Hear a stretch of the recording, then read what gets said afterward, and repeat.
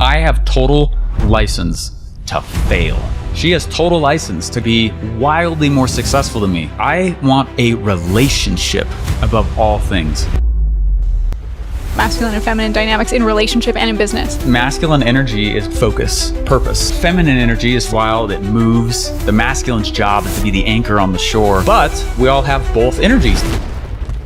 If you could ask one question, what question would you want to ask your spouse? What is their power source? Are you committed to a deep dive personal development journey as a lifestyle? People that are committed to that can do what it takes to get through anything. So can you speak to what you know, what you taught me about masculine and feminine dynamics in relationship and in business? Yeah, it's, I had to really figure this part out because, so I saw Marley and I was like, ooh. And at the time I was like, Yeah, so I started flexing a little more, kissing my muscles in front of her, all that stuff, wooing, so true. wooing, right? No, I actually had a very serious phase before, like I was like, all right, I'm gonna want to date her, where I was like, I need to be okay with the fact that, it's a weird thing that a guy sometimes has to go through, and not all guys go through it. But I was like, Marley is successful, right? And she's going out there saying, I want to be in Hollywood. And she's one of the most powerful manifestors I've ever met in my life as well, where she's just like, I want this. I'm not kidding. I can't tell you how many times she's like, I really want a cookie. And someone will show up with a cookie in the next 24 hours. That's happened like 8 times. And I'm like, it's this always is too the little often things for it to be a coincidence. Like, I'm not, I noticed it really early on where I was like, what am I going to say to George Clooney when we're sitting next to him? You know what I mean? Like the reality of so much and what she's been doing, especially the last like 3 months. I mean, she's flying down there meeting with massive people in Hollywood. And I knew that was going to happen way before we started dating. I was like, how am I emotionally as a man going to be prepared for that to make sure that it never comes off as threatening to me, or, you know what I'm saying? Like that I'm supporting, we're cheering each other on. So we started making these rules for our relationship up front, where, there's a lot of them actually, but I'm going to go through, we call one of the biggest ones is called the proverbial weight room. And it's something that we just have a pact with each other on. Proverbial weight room, meaning I have total license to fail, right? And I also have total license to succeed. And I have total license to not be comparative. She has total license to go off and be wildly more successful than me, right? We have total license to celebrate each other in different paths as well. And I was like, I want a relationship above all things, right? I don't care what path you go down. That's why we didn't really talk about God much for a while at the beginning, just because I have a strong belief in God and super deep. But I was like, I want it to be different than round one, right? And so with the masculine and the feminine piece, I know I kind of got a little off there, but love it. Keep going. I said I want to be able to create a situation where, okay, for like the last 3 months, it's been really hard for me, like super hard, and I can tell that you guys can tell like when you're being we have those rock tumblers, you put the rocks in, it roughs out this, when, like you're in the rock tumbler as a human being, you're like, oh my gosh, this sucks, right? Right? But it's like getting all the smooth, all the rough things off, and then you come off like, ooh, I'm glistening, baby, right? Like that's how I feel. Pressure makes diamonds, and I am shiny, right? Whoa, that last one was intense. But for like those 3 months, the last little 3 months, like it's cool as a man who sometimes, we're not supposed to feel any feelings or anything, that I can go to her and be like, I'm scared, right? And she can turn around and be like, that's fine, right? And she like holds the emotional fort for a second, and we take turns doing that. And we've done that multiple times. It's like a 6 month period there, like when you found out you had cancer. Well, I was awful. I was dead to the world. It was such a hardcore. And, I kind of held the emotional fort down for a while, and being able to have that back and forth where it's not a judgment on each other's ability or the future of the relationship has created a safety that I've never been able to experience in my entire life. And a safety to grow, a safety to not grow, a safety to rest, a safety to go out and hunt, a safety to come back, all that. And so to be able to make that happen, business is kind of a masculine energy, right? we have this thing where, what's the book? The Way of the Superior Man. I love it. So good. That book, just for anyone that hasn't read it. That's why we're together. We're going to have a podcast that is like, this book is the reason why we're together. I gift this to my girlfriend's husbands. Like, it is an incredible book. Gets a little weird at the end, but it's a great book.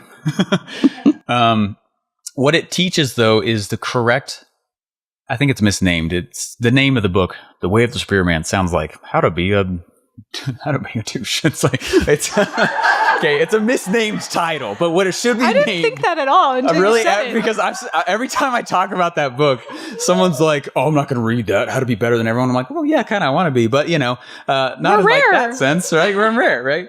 No, but what the book should be named, in my opinion, is "Here, Men" is a great way to be masculine and totally celebrate it without being what the rest of the world is claiming is toxic masculinity, right? Which tends to throw the baby out with the bathwater altogether, and then men are like, not masculine.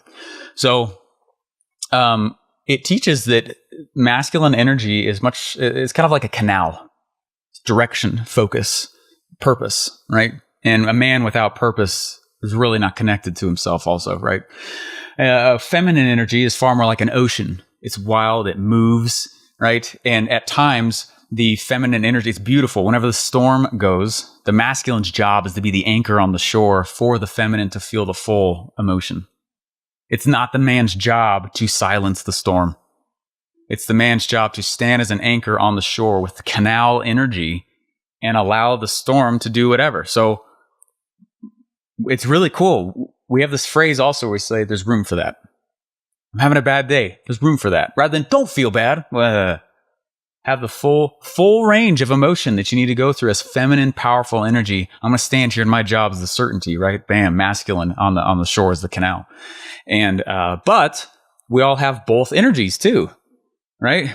I very much am a very creative person. That's a lot of feminine energy, right? And so it's interesting. We have these flip-flops that we'll go through. And whenever the day and the work day is over, it's almost like, I lived on a Marine base for a while. Not as a Marine. I went into the Army later, but they make Marines drive around for like an hour before they go home because they got to like transition so they don't treat the family like they're soldiers, right? Very real thing. There's transition time. And so we have transition time.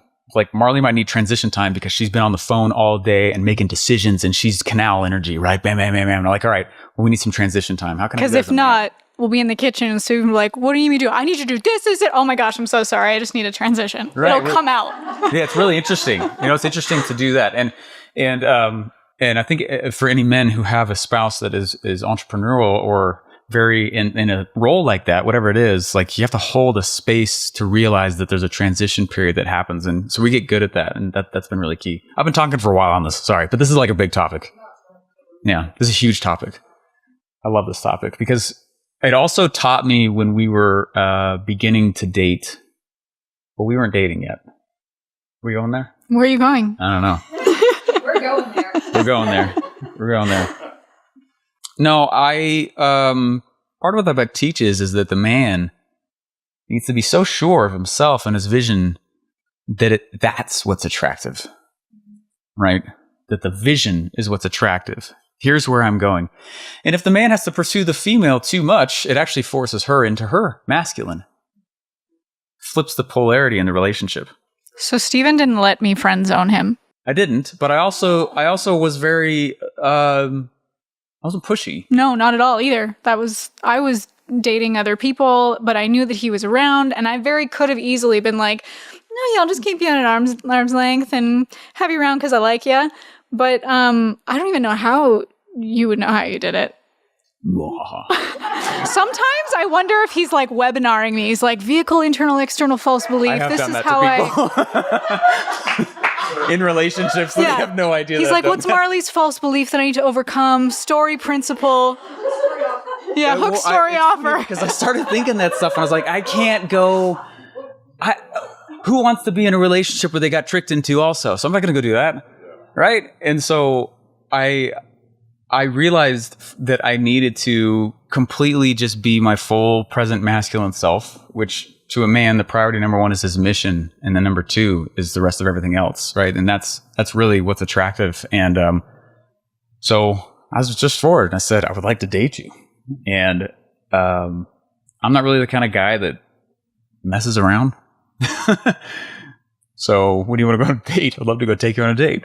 And, you said, no, in a lot of ways. I'm so sorry. No, I thought it was fun. I'm glad you thought it was fun. No, because I also didn't. There was no ultimatums. Mm-mm. I don't want to give an ultimatum. I'm pretty sure all of us have been in some kind of ultimatum situation. It's just Terrible way to start a relationship, right? I don't want that as a foundation. And so you said I'm going to go off and I'm going to. I had this belief that I needed to go get my heart broken more. I was like, I just need to experience more. And I had a friend that was like, you don't just date Steve Larson. And so that was also in my head that I was like, well, then I can't. No. So, so what I started doing is I started encouraging you to date other men. Yeah, and that was comparing them to confusing. me. And I said, I hope you enjoy your date tonight. Let me know what it's like with them. I hope it's really, really great for you. And then I canceled it and went to his house. She canceled it. I was like, man, baby, right? Right? So, no, eventually I was just like, I'm a king and I know where I'm going and I would love to be with you. And I think that we're going to have an incredible relationship together, something that none of us will actually, we can't even conceive what's going to happen if we're together. But I also don't want to force you into it. It's not exactly what I said. That was pretty close. I swear. Is that all right? I swear sometimes. I was in the army. We'll probably bleep it for the podcast. I don't really care though. I just want to. I'm so Our tired kids of are going to listen censoring to what I this. mean, all right, so I'm just gonna say it. I said, Marley, I'm a king. I'm a fucking king. And when you want to be with me, I'm here because I'm gonna go do some really amazing things in my life. And I want you to know that I'm not pressuring or forcing you. But it'd be so fun to find that Voxer. This is all recorded. And I was like, if there's something you want to go down on this journey together, I'm not asking you to go the full distance with me. I just want to take you on a date and see if there's something here with this relationship together. Have fun on your date. That was such a good trial after close. a little bit, if I kept pursuing, it actually she doesn't get to pursue. A lot of times the man's the hunter. It's like not always in the relationship, right? Man's got to have direction and energy, but if he's always pursuing in the relationship, it can create a victim. Right? It's weird for the feminine. And so it's better to just be a full statured man, just your full masculine presence and know who you are with such strength and vision and focus that it just exudes from your emotions. That's powerful to be in the presence of. Can we get Dr. Denham to speak? Yeah. You broke my brain last time. Can we pass to Dr. Denham in the back? We did an interview with Dr. Denham like a month ago, and I have to say that set off a chain reaction in our relationship, in Steven's brain. You should speak to that, or maybe we'll let him speak first, and then you can tell what happened. Go for it. Blessed. Okay. It'll give him a jump off point. Yeah. So one of the biggest things I learned, when we started getting together, we didn't want a trauma bond.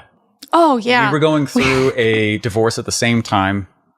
We did not leave our marriages for each other. Some people thought that. That's ridiculous. We weren't even talking. I was in Canada. She was dating another guy. Right. Anyway, so yeah. I hope you enjoyed that. Thank you. I blessed that man. Thanks, Omaha. Actually, we tell the Omaha story in episode 1, so you'll have to go listen to it. Yeah. Yeah, it's actually a lot of, anyway. But, so we went to a therapist and we said, hey. This was before we started dating. Before we started dating. It was like pre-dating counseling. It's like we were squaring off. We're like, are we a fit? How messed up are you? We had a list. You messed up? I'm messed up also. We wrote a list. So this was also one of my ways of trying to hold off Steven, is I was like, make a list of all the reasons why we shouldn't be together. And we did. So we wrote this huge list of all the reasons we shouldn't date, and we brought it to a therapist. And we sat down, and this therapist was like, nobody does this. It's like, why are you entering your relationship as if you're dismantling a bomb? And he was like, He said, the number one. This is rare. Yes, yeah. So he goes, what's the number one thing that says if a relationship will be good? Yeah, he said if you could ask your future partner one question and they had to answer truthfully, and that would be an indicator of if this relationship will be succccessful or not. Does anyone have any ideas of what question would you want to ask your spouse? You're a Republican. Are you political party? Okay. Yeah, could be political stuff. What else? If you could choose happiness or choose me, what would you choose? Choose happiness or choose you? What would you choose? Ooh. Okay. Do you mind throwing the mic around just so it's on the recording? And we'll get back to you, Dr. Yeah, Chandler. yeah. You're going to break all of our brains. Yeah, again. The number one isn't a question I would ask, but a thing I have to know. It's what is their power source? Their power source. Great question. Pain was our power source for a while. I would ask, what is your purpose? Mm-hmm. Anyone else? You have to have faith, but also like, are you committed to a deep dive personal development journey as a lifestyle? Not like jumping up and down and walking on hot rocks, but like lifestyle, deep personal development. That's core. Yeah. That actually is Became one of just ours. about It's about what he the said. question. So the question was, are you willing to admit that you have baggage, because everyone does, and are you willing to be committed to do whatever it takes to work through that? So And your love each other answer through it. Yeah. So your answer was I mean, I think I like how you articulated it better than that too. Yeah. That was a huge deal. And so And if you have two people that are committed to that, you can do what it takes to get through anything. that's when we created this concept of the proverbial weight room where it's like, you're safe to mess up. Perfection is not the bar here, right? Well, and when you think of a weight room, like what do you do in a weight room? You lift weights, and how does a muscle grow? When you work it to failure. And sometimes that's painful, and sometimes that hurts. And then there's a recovery period, and there's a soreness that comes from it. Not that that's the intention, but it gives the license to do that. Yeah. Yeah. So one of the biggest things we learned then from that, we've always been super into different therapies and let's go try stuff and let's keep working on each other and let's make sure this is, personal development is a lifestyle for sure. And I think both of us definitely fear stagnation, which is half of the reason that this show exists, right? One of the things that I feel like you and I just went through the school of is attachment styles. Enter Dr. Denham. It really broke our brains. And I can actually explain it. Get me a whiteboard. I can draw it right out. I want to see it. Your primary attachment figure. You have a disorganizing event. I'll let you do it. You're the doctor. Well, so can I go back to the original question? Please, How do you get a spouse on board? A couple of things that I think are really important there. One is that we can only use the information we have to interpret things. And so back to what you said, if you're not sharing what's going on inside, then there's no way, unless your spouse is really intuitive or lucky or whatever, that they're going to know how much something means to you or what your fears are or what your goals are. And so you've got to give somebody information if you want them to be able to interpret what's going on. And if you're in a relationship with somebody that loves you, they're going to want to be supportive. Now, there also has to be room for what they're feeling, right? Because entrepreneurship might really scare them. And so there needs to be, kind of back to the weight room, right? There needs to be room for what they're experiencing as well. But if you're in a relationship with somebody that loves you, they're going to want you to be happy. They're going to want to support you.